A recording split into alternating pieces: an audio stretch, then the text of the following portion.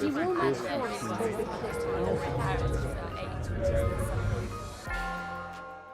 So we'll move on now to a report from me of what's happened over the last year.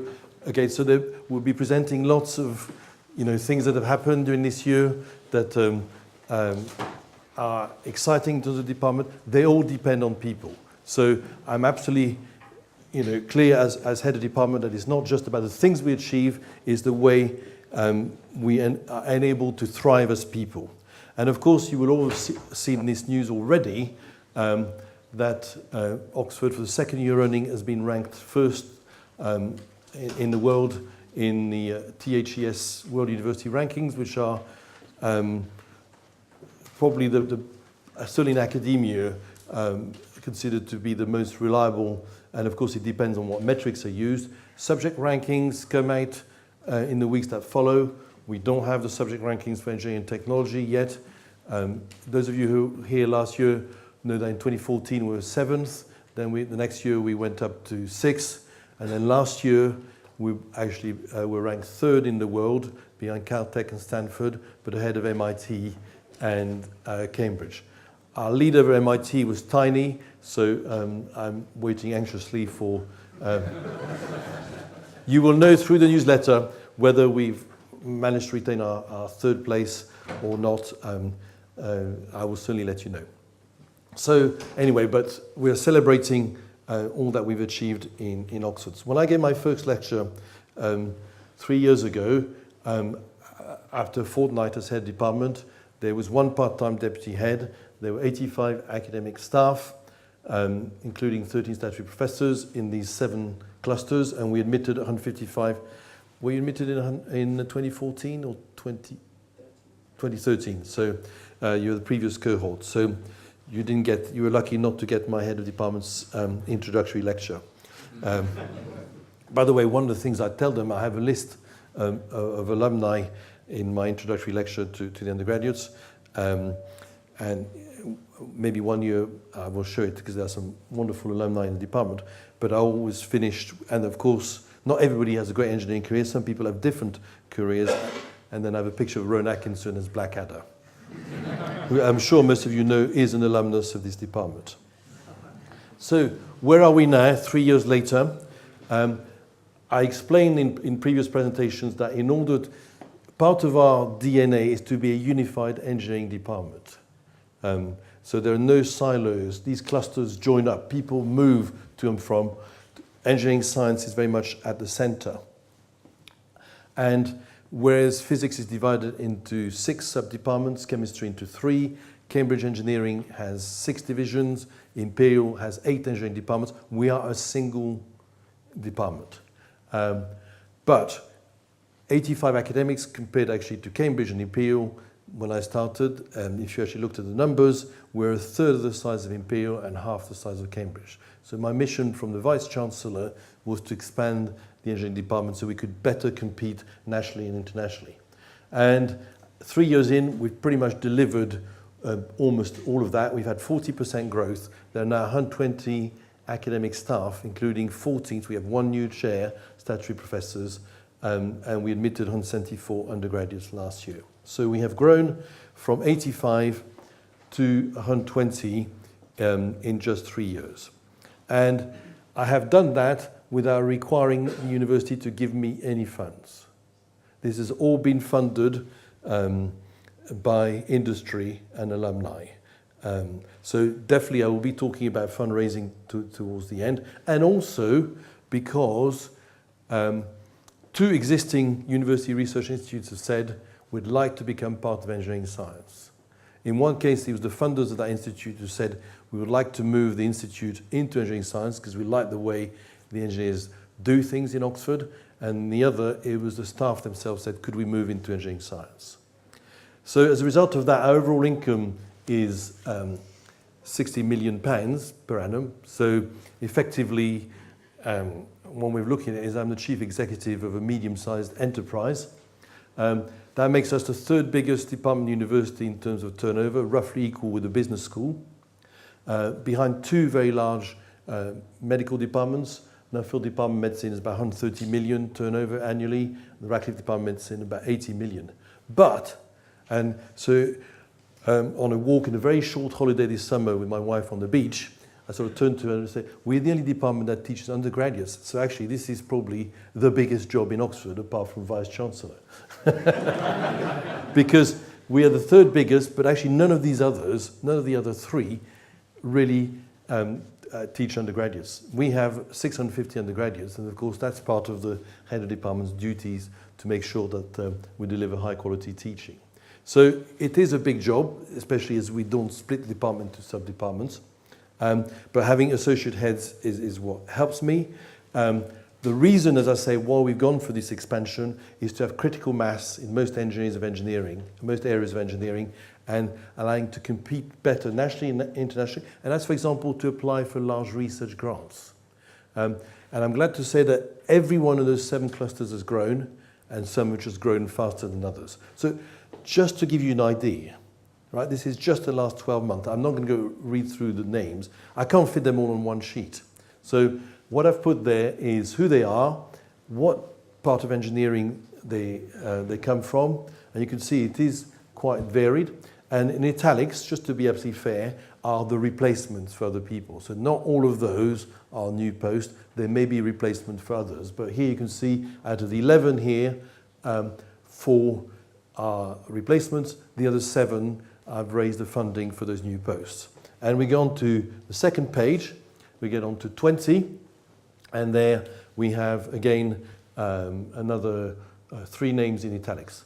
All the rest, whether it be finance, machine learning in finance, impact engineering, robotics, EEM, civil engineering, all of that has been raised externally. I haven't had a single penny from the university.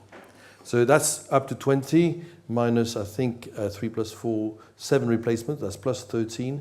And then these are the latest 6. So that's just 19 in 1 year. The Oxford E-Research Centre are happy over tea, coffee, or a glass of wine to explain exactly how this happened, but they basically said we would like to migrate into engineering science. It's a multidisciplinary department. That's what we do. We would like to come under the umbrella of engineering science, and on the 1st of August this year, they became part of engineering science with these 6 professors and 50 researchers. So as you can see, 13 plus 6, that's 19 new people in just 12 months, with 3 or 4 of them to arrive in the next few months following their appointment. Now, we've celebrated Matt Greenwood's life. We celebrate with other people, a list of awards. This is only a selection. Professor Andrew Zisserman winning a very prestigious award from the Royal Society. 2 new fellows of the Royal Academy of Engineering, Eleanor Stride and Roger Reed. Alison Noble elected to FRS, Fellowship of the Royal Society. Konstantin Kousios winning the Silver Medal of the Royal Academy of Engineering. Anna Namboretti being elected to Research Fellowship from also the Royal Academy of Engineering. The Royal Society is also starting to divest some of its funds towards the department. Dr. Priyanka Dopadi from OSNI, the Turbo Machinery Lab, chosen one of the top 50 women in engineering for women under 35. So lots of people achievements. Let me take you through, and this is only selective because I only have half an hour. I could give a 2-hour presentation, but let me take you through some of these. And as I say, it is selective. It will not represent every part of the department. I don't have the time. But Oxford, again, was awarded a very large sum of money for medical research through 2 Oxford Biomedical Research Centres. There are 5 comprehensive biomedical research centres, King's College London, Imperial, UCL, and Cambridge. The only one that has an engineering component is Oxford. And about 5%, 8 million of that funding comes to the engineering department to support research from the Institute of Biomedical Engineering. Due to popular demand, we started a new master's in nanotechnology for medicine and healthcare. We had the first cohort last September. And if you remember, those of you remember, we actually set up, and that was my job before doing this job. I was the founder director of the Institute of Biomedical Engineering for its first 5 years. We'll be celebrating the 10th anniversary in May 2018, and I'm not going to read through all of this. This was simply taking 6 groups. At the time, it was 7 academics who had some interest in biomedical engineering, putting them all onto the medical campus. We have now 20 faculty, 220 researchers. You can see the number of PhDs that have graduated, 13 spin-out companies, so not only improving the health of the nation, but also generating wealth through these spin-out companies. So that's what happens when engineers in Oxford get together and really work towards an outcome such as setting up a new institute. And just to give you two examples of what it does, this is the work of Constantin Kousios's lab. For the first time, triggering drug release by ultrasound. So I'm not sure if I have a pointer here. I might have to go back to the classical pointer, those of you remember from the old days, because I forgot to bring my laser pointer. So you'll remember this, it'll bring back memories. So this is releasing, one of the issues when you have chemotherapy, drugs for cancer, is basically that you distribute them and they go everywhere. Healthy tissue as well as the tumor tissue. And it's of the order of 5% that actually gets to the tumor. So the idea here is to use ultrasound, which you can focus, so that it actually triggers the drug release where it needs to be released. And Constantin's group has done work over several years to do this. This was the first time it's done in man. And if you look carefully, so this is for liver cancer, and you can see in the bright colors is where the tumors are. There are actually two tumors. There's one there and there's one there. And the chemotherapy on day 0 is administered intravenously. And then the ultrasound, and this is driven through doing this on a regular basis for a few minutes each day, is targeted towards the relevant areas. And you can see where there is no ultrasound, the tumor is pretty much still the same state, still pretty active, but you can't see it at all now where the ultrasound has focused the chemotherapy agent to act locally without losing its potency through being distributed more evenly than that. So that's happened in August, and in fact, this very month, an award, and this is from my team in the IBME, about 4 years ago, just before I became head of department, spun a company called Oxy Health, and so my PhD students, or DPhil students, as I'm sure you know, we call them here, joined, and we're doing a lot of work now. We've developed technology whereby, this is actually the view from the camera. This is a non-patient volunteer in a secure room, for example. It could be Broadmoor, it could be a police cell, etc., where cameras already installed. And basically, from this camera image, we're working out that the person's respiratory rate is 19 breaths per minute, and their heart rate is 69 breaths per minute. You can see the heartbeat, and you can see the respiration. And because this has not only been a technological first, protected by a number of patents, but also has got commercial traction, the Royal Academy of Engineering gave the team that developed this particular version of the algorithms a prestigious award called the Colin Campbell Mitchell Award. I've already mentioned these names, but I thought I'd put them once more because there are pictures again. From the left, Anna Namborenti, a Royal Academy of Engineering Research Fellowship, the silver medal for Constantin Kousios, whose work I've just shown you, and on Stride I mentioned fellow Royal Academy of Engineering, Alison Noble, fellow Royal Society. But one thing which is really encouraging, this is the next generation. If you look at the age of these professors, and Anna is still a doctor, but also the gender balance. And this is something which is really happening in the department. The gender balance is very much strong. 5 years ago, there were no statutory professors in the department that were not male. We now have, as of yesterday, 3 female statutory professors in the department out of the 15. And that's very important. That represents society much better than we were doing before. And indeed, in the outreach activities as well, we want girls, women in the sixth form to feel that engineering is not a male-only or male-dominated profession. That is a very important target for us. So that was biomedical engineering. Moving now to the information engineering, some very large grants through the Industrial Strategy Challenge Fund that you may have come across, been announced by the Chancellor, £4.2 billion between now and 2020, being run through Innovate UK at the moment. Two of our spin-outs have won major awards that you can see, and that brings about £3 to £4 million of that funding comes to the department. And as I'm sure you will have seen, the first trial of a self-driving vehicle on public roads in the UK. So it's probably the time now for me to switch to a video to show you this. This is my colleague, Professor Paul Newman, and I hope that I'll be able to switch to video. I'm standing here in front of the Lights Pathfinder autonomous vehicle. This is a vehicle that started life as a Renault Twizy, and we've refitted to make it autonomous. So at the back, there is a computer, and that computer's job is to process sensor data so that the machine can say, where am I, what's around me, and what should I do? The sensors that it uses are cameras and lasers, and you can see the cameras on the top of the vehicle and hidden in the front between three little lenses poking out the front. And the lasers sort of popped out on the side. And those sensors feed data into the computer. And the computer then sends a signal back to the car that says, make the steering wheel angle perhaps 3 degrees to the left or 1 degree to the right, and set the speed to this. And then the vehicle moves.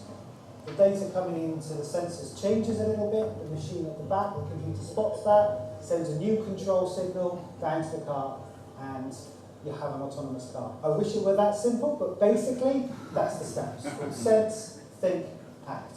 You might want to send something to Mars to represent the species. You might want to go underwater. So all of these concepts, all of these things that we want to do in our name require machines to know where they are, what's around them, and what they should do in different degrees. And that is great, core, fundamental research that EPSRC backs, and it's made a difference.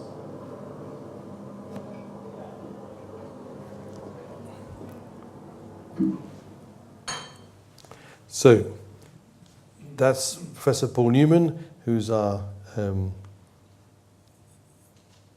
Professor of Information Engineering, who runs the Oxford Robotics Institute.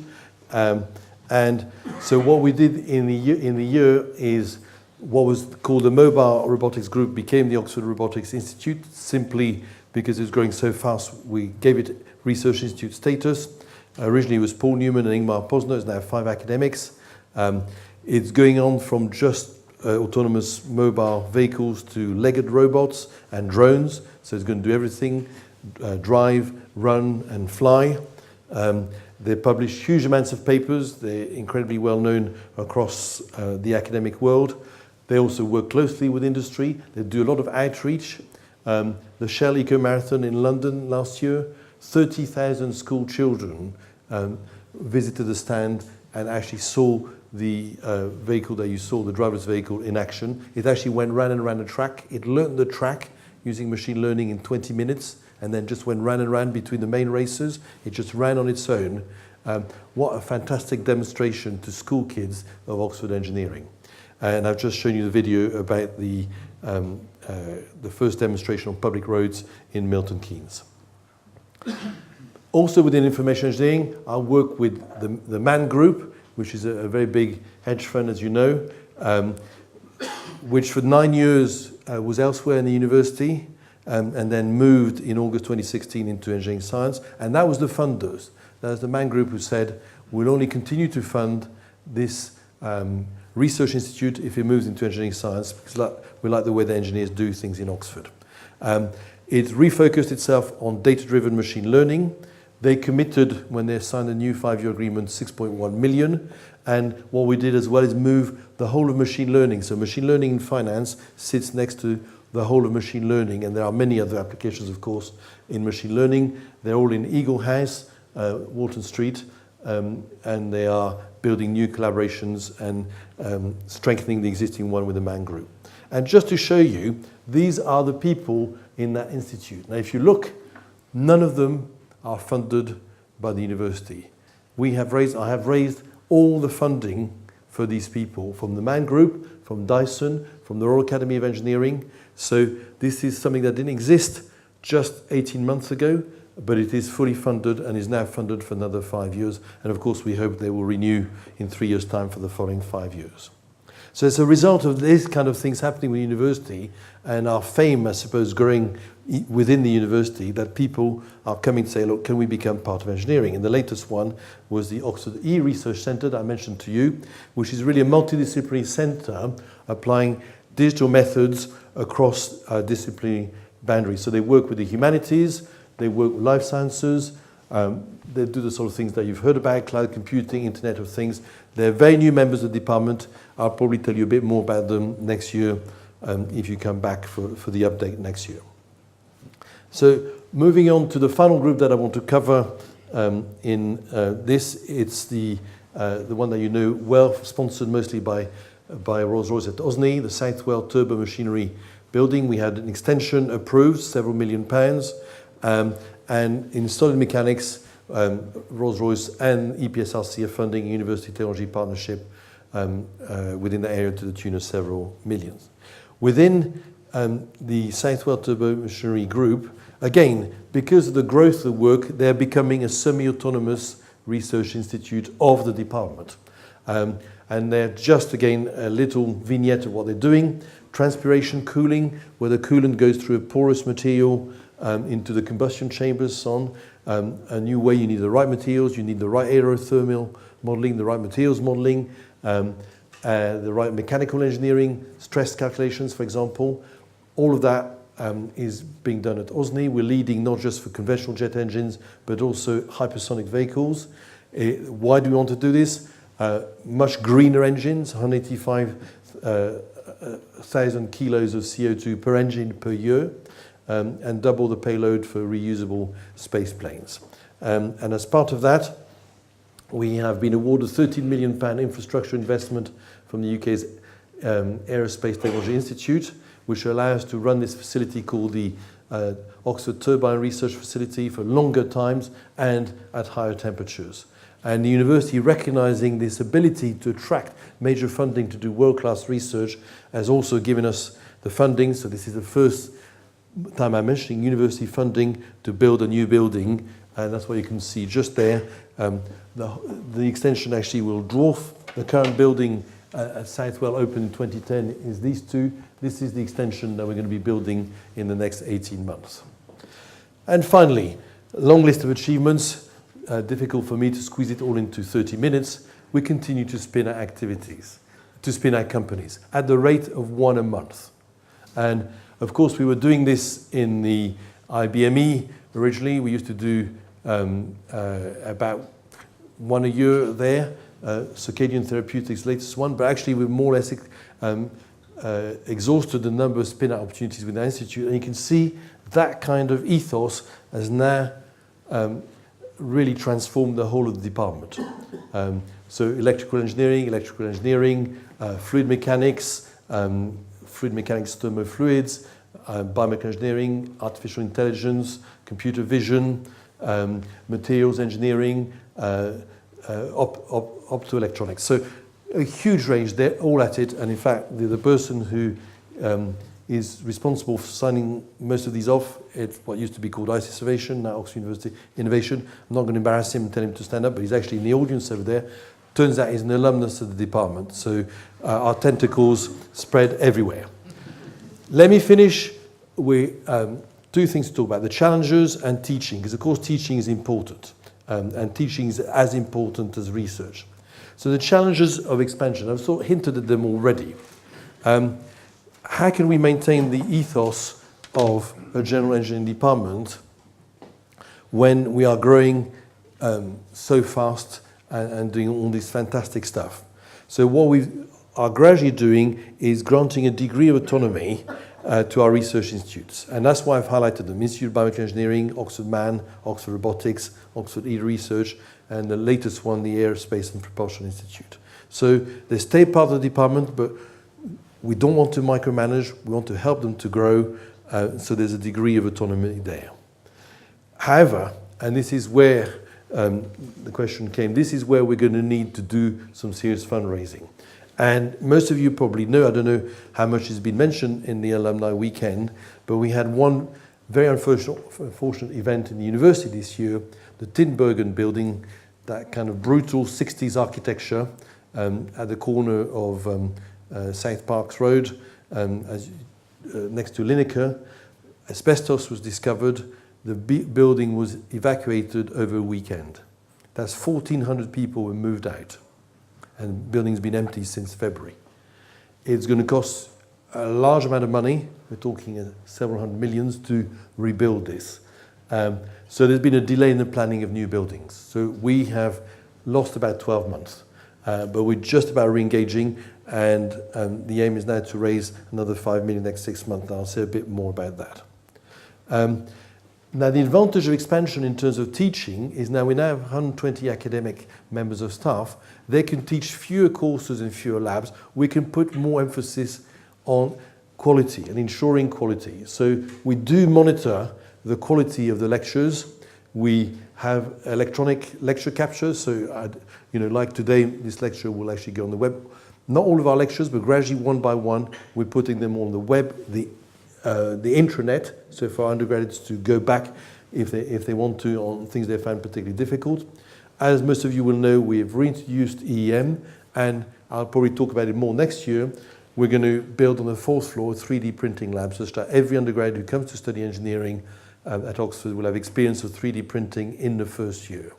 I mean, that was absolutely essential, and I've been fundraising to do that over the last 6 months. And I shall have more to say about that next year, because that's all gone very well. So, as I've mentioned, we have lecture capture successfully introduced in the department. You would not believe the amount of work that is required to have a general engineering course re-accredited by all engineering institutions. And the chemical engineers gave us a lot of work, I should say, no more than that. We're passionate about outreach. I'm really pleased that all of you just about were here to see this very important part in today's proceedings, the presentation, the first award, the Matt Greenwood Irish Award to Maruti. But likewise, we have an event at the end. This is a kind of, what's great, having recruited about 4 academics from the US in the last 3 or 4 years, we can listen to them and learn what's good, and maybe the things that are less good we could sort of ignore. But one of the things that they do in most US, but we should be open. There's a lot that we can learn from our US cousins. And one thing they do is a feedback event for people. So they all sat here. I was amazed. The week, they finished finals, part 2. I won't put Sam on the spot asking whether he was there or not. But they finished finals Friday, week 9, or whichever week it was. This was the following Monday. And we had 40 or 50 of them turn up. And it was, what was good about the course? What could have been better? Chatham House rules. We'd allocated an hour. After 2 hours, we said, look, come on, let's go and have that free food and a glass of wine outside. And, we want to hear from our undergraduates what has worked and what hasn't worked. And we'll continue to do more of that. And indeed, what I then did is take what we'd heard during those very intense 2 hours to the departmental away day 2 weeks later. And then when we have our faculty briefing meeting in October, we'll actually put some of the things in practice. You have to close the feedback loop quickly in order to make sure that we capture these improvements. EEM, through my colleague Steve Shear, Associate Head of Teaching and Chair of Faculty, has been phenomenally successful. Let me tell you a little bit about BEM just to finish off before we have the next talk. So we had 16 places, 24 undergraduates applied, and we achieved our key objective. As the old EM closed, we started a new EM, Engineering Entrepreneurship Management, with no gap. So, my legacy that I'd be proud to have been the driver for as head of department is that there was never a gap in EM. It's just the middle E changed. The new course options in entrepreneurship innovation happened. Group design projects were in entrepreneurship, and we established this teaching partnership with the business school. The entrepreneurship innovation was taught by staff at the business school with 16 students, and this was great. 16 students from engineering and 16 management students. So it was good to see these two groups together, so the management guys could see what, actually doing something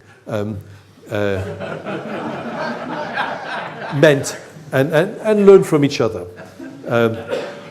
The third-year project for those who are on the EM stream is an entrepreneurial one. We have Dragon's Den type presentation, which the undergrads absolutely love. It's really energizing. I went to the first one to hear these 20, 21-year-olds really pitch ideas to you, and they're all engineering ideas, of course. It's absolutely brilliant. You know, the business school staff were incredibly impressed by our undergraduates, what they were able to do already at that age. So that was this year. So we're a bit worried because we're asking them to do new things. We want to make sure that their degrees didn't suffer. We obviously picked the right ones because they all got at least upper seconds in part 1, and 6 out of 16 have got a first. So they're some pretty bright undergraduates that did that option. And their marks on the project was a first-class mark on average. And this is an interesting one. This is something I'm really proud of, because the number of times you get, oh, he's an engineer, they can't write essays, they can't express themselves. That is just one idea that gets me really cross. Well, actually, they took a paper set by the management staff, sat mostly by management students, and guess what? This is the mean mark of 66% by the engineers. So the upper half of the upper second 10% range. So absolutely brilliant. So this is really working. This, moving on to next year, the year below now, we've recruited them again, oversubscribed. 16 students have been selected to start the third year. And now the Dragon's Den was so popular, we're going to put it in the Oxford Foundry, make a big event of it. And indeed, by the way, any alumni who want to turn up to this Dragon's Den event, drop me an email. All of you are invited, okay? And I'm serious, it'd be great to see many of you turn up to this, and I will send you the details. It'll be an evening event. The Oxford Foundry is a new venture for Oxford on entrepreneurship, run by the business school. But again, as engineers, we'll show them how it's really done. And those who I told you about in the third year are now fourth years, of course. They will be taking 2 new management courses, one advanced entrepreneurship, which is available to them only. And what we've done is we've made management practice available not only to the 16 of them, but also to engineering science. We didn't advertise it. We just said on the web, if you want to do 44, and we have 150 in the last year. So we'll have 60 out of the 150 taking management practice. So we are responding to what the students want, and I hope we're then delivering high quality teaching to them. So to conclude, over the last 3 years, the department has grown by 40%. We have raised the profile of engineering in Oxford and beyond, and some of you have helped to do that, but we can't stand still. Cambridge have got £500 million to move from Trumpington Street as a whole to West Cambridge over the next 10 years. £500 million. Imperial, as I'm sure you know, some of you will have driven past it as you drive into London from the M40, building a second campus in White City. That's the competition. That's what we're competing with. And so we need to put up our new buildings to provide quality space for our research endeavours. And I mentioned this last year, the new information engineering building being planned for where the Radcliffe Infirmary used to be. We'll have our Centre for Doctoral Training there, the Oxford Robotics Institute I've mentioned, but also machine learning, machine vision. And now with OERC joining, the Oxford Data Lab. And I've raised 5 million, and I need to raise another 5 million in the next 6 to 9 months. Then at OSNI, the Energy Hub. I don't know how many of you remember OSNI from your undergrad days or know it now. It's a complete dump. And it is. There's now a master plan for the university to redesign it with incubator companies here, attracting larger companies here, housing, this is for postdocs, kind of social hub. And guess what? The one department there is engineering innovation. So we'll be moving the energy hub there. We've already got the Southwell building, and as I showed you, there will be an extension. It's actually to the right of there. We will hopefully move our internal combustion engine work there too. Professor Richard Stone, who leads that, is here in the audience.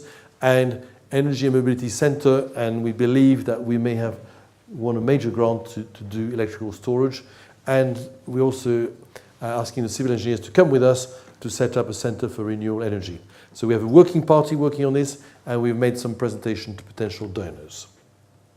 But we do need, if we're going to compete with Cambridge and Imperial, to actually do this, both for the research and also to go from 180. There's only 180 of you who can sit in here. We're not allowed to have more than 180 engineering undergraduates.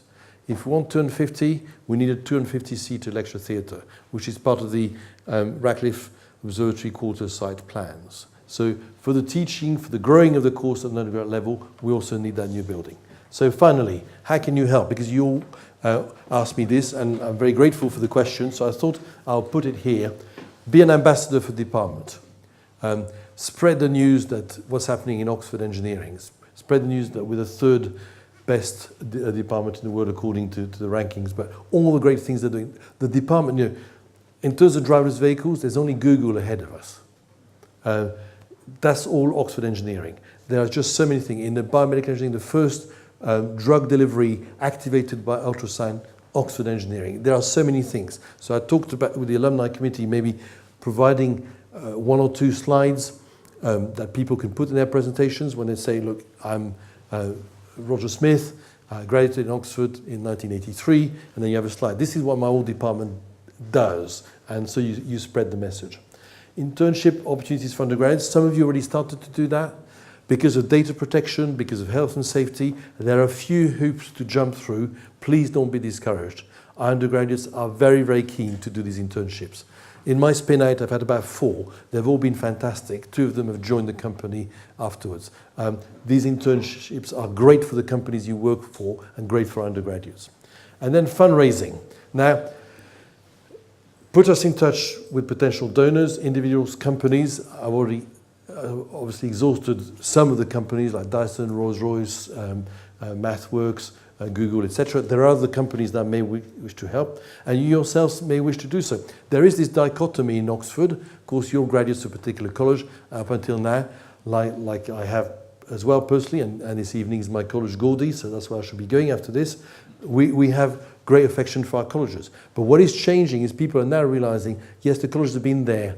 Well, in the case of Keble, 150 years, but in cases of other colleges like Oriel, 700 years. But the departments need, like the US universities, if we're going to compete with them, to be helped with the fundraising for these new exciting ventures. So please help us to do this and become part of that family I was talking about at the beginning of the presentation. Thank you very much indeed.